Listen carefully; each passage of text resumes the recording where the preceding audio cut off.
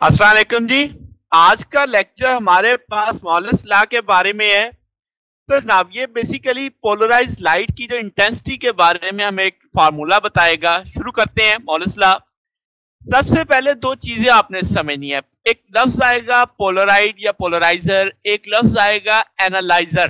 तो ये दोनों क्या है अभी पहले समझते हैं। तो आपके पास एक पोलराइड को हम पोलराइजर के तौर पे इस्तेमाल कर सकते हैं, जो कि प्लेन पोलराइज लाइट प्रोड्यूस करेगा, यानी अनपोलराइज लाइट उस पर फॉल करेगी, वहां से जब वो एमिट होगी तो प्लेन पोलराइज्ड होगी। ठीक है। इसका मतलब जो लाइट के ढेर सारे कंपोनेंट होंगे उनमें से सिर्फ वही कंपोनेंट पास करेगा जो उसके एक्सिस के पैरेलल होगा। ठीक होगी बात।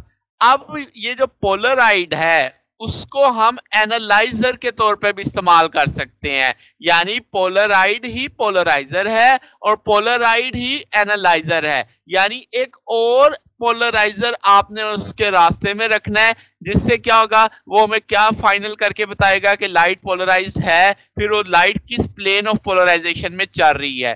तो ये दो चीजें अब आपको क्लियर हो जानी चाहिए कि पोलराइड ही पोलराइजर है और पोलराइड ही एनालाइजर है। ओके होगी बात।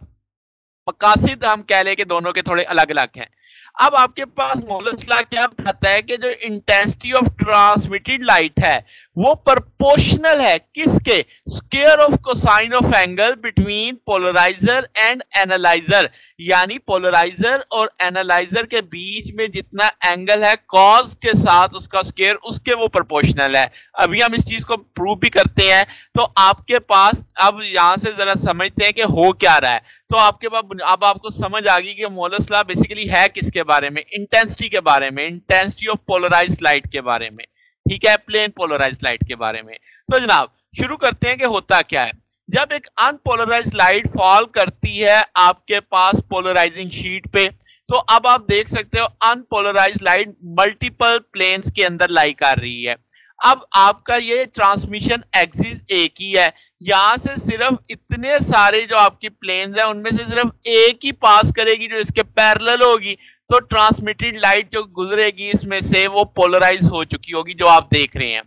अगली सबसे अहम बात, ये जो अब यहां से गुजरी है इसकी जो इंटेंसिटी है हम कहेंगे कि वो पोलराइज लाइट जो अनपोलराइज लाइट जो पोलराइज हुई है उसके निस्बत हाफ हो जाएगी, यानी कि आपके पास निस्फ रह गई इंटेंसिटी।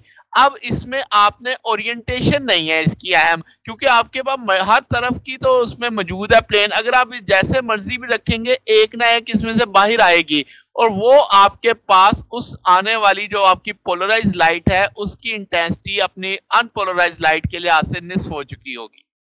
ठीक है, मैंने लिखा I बराबर है 1/2 I नॉट। आई नॉट समझो सबसे पहले जो बुनियादी तौर पे है। अब ये जो लाइट है जो पोलराइज हो चुकी है ये हिट करेगी अब एनालाइजर को, और आपके पास जब ये हिट पोलराइजर में से एनालाइजर में से गुजरेगी तो अब ये इसमें से पास करेगी, मगर अब एनालाइजर का जो एंगल है ओरिएंटेशन है उसके लिहाज से तय होगा कि भाई कैसे कितनी पास करेगी। ठीक है, अगर ये बिल्कुल इसके परपेंडिकुलर होता तो स्टॉप कर जाती, अगर बिल्कुल इसके पैरेलल होता तो सारी की सारी पास कर जाती। अब चूंकि थीटा एंगल बन रहा है आपका ट्रांसमिशन एक्सिस के साथ, तो ठीक है अब ये चीज मैटर करती है। तो हम कहेंगे ये जो इंटेंसिटी ऑफ लाइट अब जो इसमें से ट्रांसमिट करेगी एनालाइजर से वो हमें कौन बताएगा, मोलस लॉ बताएगा।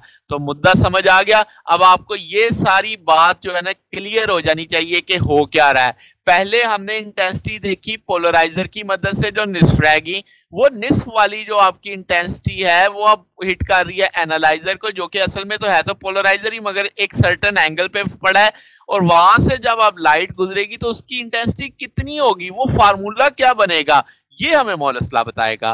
तो शुरू करते हैं ना, देखते हैं कि इंटेंसिटी जो ट्रांस एनालाइजर से है वो कैसे बदलती है एंगल के साथ। ठीक है, तो आपके पास ये एंगल किसके साथ बन रहा है, आप देख सकते हो ट्रांसमिशन एक्सिस जो आपके पास पहले वाले के साथ, उसके लिहाज से ये थीटा डिफाइन किया गया है।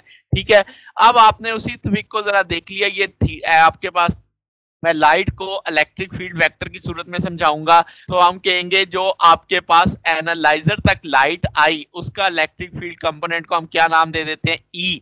उस ई को हम बना देते हैं कंपोनेंट। तो आपके पास दो कंपोनेंट बनेंगे, एक परपेंडिकुलर और एक आपके हॉरिजॉन्टल। पहला आप कहेंगे E parallel E cos theta, ये पोलराइजिंग डायरेक्शन के पैरेलल है। याद रखो ये जो मैंने पैरेलल लिखा है ये उसके पोलराइजिंग एक्सिस के लिहाज से लिखा है। तो अब आप लिखोगे कि यही सिर्फ कंपोनेंट होगा जो उसमें से पास करेगा, ठीक है।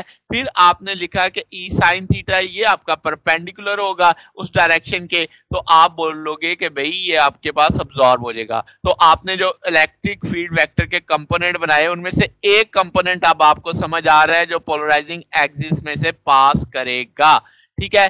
तो अब आपने लिख दिया कि ये आउटपुट पे आ जाएगा जो आउटसाइड वहां से पास करने के बाद इमर्ज करेगा, तो वो आपने लिखा ई आउट, जो ई पैरेलल था असल में, तो ई कॉस ऑफ थीटा। अगर मैं इसका स्क्वायर ले लूं तो ई आउट स्क्वायर या इसका E square cos square theta हो जाएगा। अब मैं जानता हूं कि इंटेंसिटी ऑफ लाइट प्रोपोर्शनल होती है स्क्वायर ऑफ द एम्पलीट्यूड के, जैसे मैंने यहां पे लिखा कि इंटेंसिटी डायरेक्टली प्रोपोर्शनल है स्क्वायर ऑफ द एम्पलीट्यूड। तो आप आई आउट को इस स्क्वायर वाला जो एम्पलीट्यूड था ये बेसिकली तो अब लाइट का एम्पलीट्यूड है जो बाहर आएगा, तो इसके साथ प्रोपोर्शनल कर दिया। प्रोपोर्शनैलिटी खत्म करेंगे कांस्टेंट लगा के। अब ये आपकी वो ट्रांसमिटेड लाइट है जो उसकी इंटेंसिटी है जो अब एनालाइजर से गुजरी है। अब अगर मैं कहूं कि बीजी जो इंसिडेंट इंटेंसिटी कितनी थी, तो आप बोलोगे आई इन बराबर होगा ई स्क्वायर, जो आपके पास ई वेक्टर था। तो अब यहाँ पे भी प्रोपोर्शनैलिटी खत्म करेंगे के कांस्टेंट लगा के। अब 1 आपके पास 2 से डिवाइड कर देंगे, लेफ्ट साइड को, राइट साइड को, के भी कट जाएगा, ई स्क्वायर भी कट जाएगा, आई आउट बराबर आ जाएगा आई इन कॉस स्क्वायर थीटा के। तो अब यहां तक ये बेसिक फार्मूला बन गया, ये मॉलस लॉ के तौर पे जाना जाता है। आई इन अगर आप समझें तो ये वो थी जो पोलराइजर से आई, जो एनालाइजर को इनपुट के तौर पे मिली, वो आपकी कितनी थी, 1/2 आई नॉट थी। तो वो वैल्यू मैंने यहाँ पे प्लेस कर दी कि जो आउटपुट पे अब इंटेंसिटी आएगी वो I naught by 2 cos square of theta होगी। तो ये एक्सप्रेशन आप मॉलस लॉ के तौर पे देखते हैं, ठीक है। अब इसमें एक और क्वेश्चन आ जाता है कि अगर आप जनरलाइज फॉर्म में देखें कि ढेर सारे पोलराइज आपने सैंडविच फॉर्म में अरेंज कर दिए हैं, तो हम इसमें ये कहते हैं कि जो एंगल आप एक्सिस के साथ बन रहा है ट्रांसमिशन का, हर पोलराइड में से गुजरने के बाद वो बढ़ जाता है थीटा। तो तब आप उसका टूल कैसे लिखेंगे, तो I out I in cos square 2n by theta आ जाएगा। यहाँ पे तो स्क्वायर है ना, तो स्क्वायर जो आपका फैक्टर है वो n टाइम बढ़ गया तो 2n आ गया। तो ये याद रखना, यहाँ पे n नंबर ऑफ पोलराइड आपने यूज किए हैं, यानी आपके पास n पोलराइजर होंगे वहां पे। तो ये भी एक फार्मूला क्वेश्चन में आ जाता है, तो मैंने लिख दिया यहाँ पे। तो जनाब अब आपको समझ आ गई कि किस तरीके से मॉलस लॉ हमें इंटेंसिटी ऑफ लाइट का बताता है, जो कि आपके पास ट्रांसमिशन होती है पहले पोलराइजर से, वहां से निस्फ रह जाती है, वो निस्फ वाली जब एनालाइजर को हिट करती है, एनालाइजर से ट्रांसमिट करती है, तो उसकी इंटेंसिटी किस फार्मूले से हम फाइंड आउट कर सकते हैं। तो वो टूल हमारे पास आ गया। ये जनाब हमारा आज का टॉपिक था। अगर आपको इसमें कोई बात पूछनी हो, कोई डाउट हो, तो नीचे कमेंट्स में पूछ सकते हैं। वीडियो अच्छी लगी हो तो वीडियो को लाइक कीजिएगा, दोस्तों के साथ शेयर कीजिएगा, चैनल को भी सब्सक्राइब कर दीजिएगा। अब तक के लिए इतना ही, बकिया इंशाल्लाह फिर नेक्स्ट देखेंगे। ओके, अल्लाह हाफिज।